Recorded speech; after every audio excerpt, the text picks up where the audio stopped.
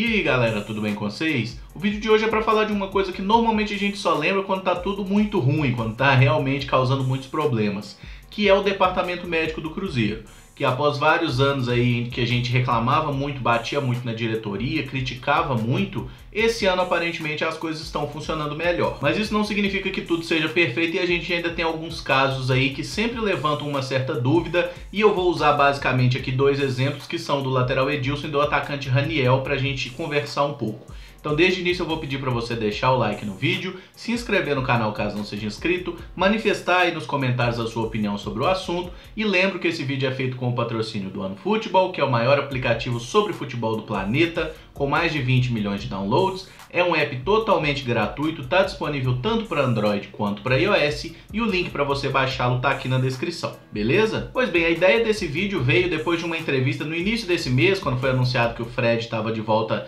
à transição, né, para poder recuperar e voltar logo a jogar. Uma entrevista do médico do Cruzeiro, na verdade o fisioterapeuta, né, o Charles Costa, que informou que em relação à temporada passada, o Cruzeiro esse ano teve uma diminuição entre 60% e 70% do número de lesões musculares. E ele atribuiu essa queda percentual às novas tecnologias, aos novos equipamentos que o Cruzeiro comprou nos últimos anos e tal, e essa evolução do departamento médico foi muito decorrente a isso.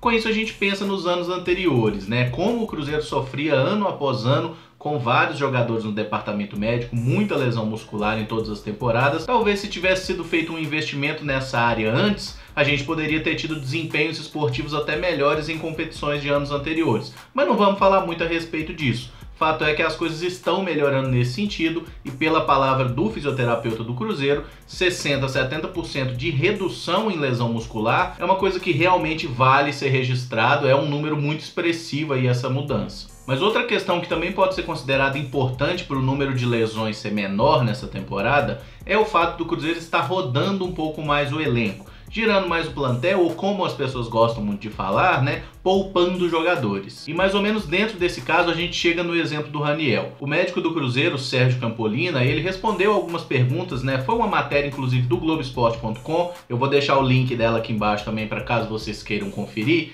em que o médico basicamente ele explica em detalhes qual é a situação do Raniel. Resumidamente, o Raniel precisa ficar muitas vezes fora de alguns jogos, precisa ser mais preservado, porque é um jogador que tem uma recuperação física mais lenta que a maioria dos atletas. Ele inclusive ressaltou que isso não é uma questão definitiva, isso pode mudar com o tempo, não significa que na carreira toda o Raniel sempre vai ser assim. Mas nesse momento, sempre que eles fazem as avaliações, é um jogador que tem uma recuperação lenta, e os caras têm diversos testes e exames que fazem lá para identificar como está o nível de recuperação, a fadiga e tudo mais. Enfim, essa questão de poupar jogador, eu acho sempre importante a gente ressaltar que não é uma decisão tomada apenas pelo treinador. A parte médica do clube, as avaliações que os caras fazem é uma coisa extremamente científica, não é da cabeça do treinador poupar jogador. Tudo isso indica que há uma necessidade de tirar um jogador de determinada partida para evitar que o cara se lesione. E vamos combinar que é melhor você deixar o cara fora de um jogo do que botar o cara e ele estourar e ficar um mês fora. Eu acho legal trazer esse tipo de discussão pro canal, porque eu sei que tem muita gente que acha que jogar futebol profissional é só chutar uma bola, é igual jogar uma pelada, que é uma coisa que quem se interessa de fato pelo esporte sabe que não é bem assim. Futebol é um esporte que muda muito com o passar dos tempos, e se a gente observa o quanto um jogador corre hoje com relação a quanto ele corria há 10 anos, há 20 anos, há 40 anos atrás, é como se fosse outro esporte. A coisa mudou totalmente, é muito mais físico do que técnico, e isso faz também com que muita gente tenha aquele saudosismo de falar que o futebol antigo era mais bonito, era mais técnico, tinha mais qualidade talvez, mas se você monta um elenco com as características do futebol de 20 anos atrás para jogar hoje, esse time vai tomar um pau, não vai ver a cor da bola, quem não correr não vai ganhar jogo, e quem não poupar jogador do time vai perder o elenco todo lesionado no meio da temporada. Já com relação ao outro exemplo que eu citei, que é do lateral Edilson, não foi falado nada pelo médico, mas eu apenas fiz um levantamento do número de jogos do Edilson nas temporadas anteriores nos clubes onde ele passou. Nessa temporada 2018, o Edilson jogou 21 partidas das 47 que o Cruzeiro fez. Em 2017 no Grêmio, ele jogou 40 jogos e o Grêmio fez um total de 77 durante o ano. Em 2015, a serviço do Corinthians, ele jogou 29 partidas das 67 que o clube jogou na temporada temporada, e em 2014, a serviço do Botafogo, ele jogou 27 vezes em um total de 65 partidas que o clube realizou. Eu saltei 2016 nessa conta aí porque foi o ano que ele mais jogou entre todos esses. Ele fez 44 jogos no ano como um todo, sendo que parte da temporada ele jogou pelo Grêmio, parte da temporada ele jogou pelo Corinthians, né? Ele se transferiu no meio da temporada. O que eu quero dizer trazendo esses números? O Edilson não tá de má vontade, ele não é um jogador podre, ele não tá de sacanagem com o Cruzeiro, nada disso. Ele sempre foi um jogador que não joga um número muito expressivo de jogos do time na temporada. O Edilson não é um cara que está disponível para jogar toda quarta e domingo, talvez até por uma questão de constituição física do atleta e tudo mais. Ele nunca foi esse jogador. E nos motivos dele ficar tantos jogos fora, tem o fato das eventuais lesões, tem o fato de que, por exemplo, no Grêmio ano passado o Renato Gaúcho poupava muito o time, então muitas vezes o jogador é também preservado por esse motivo. E tem também o fato das suspensões, que a gente sabe que o Edilson gosta de bater, que é uma beleza. Pode não parecer, mas a minha intenção com esse vídeo é defender até mesmo o jogador de alguns ataques injustos que são feitos por parte da torcida. Eu já vi, não foi um, não foi dois, não foi 10 pessoas, muita gente reclamando, falando que o Edilson faz corpo mole, que o Edilson queria estar no Grêmio e tudo mais, e eu acho isso extremamente injusto, porque quando a gente olha no histórico do jogador, ele sempre foi assim. E se tem alguém insatisfeito com isso, seja no clube ou na torcida, por que não observou isso antes dele ser contratado?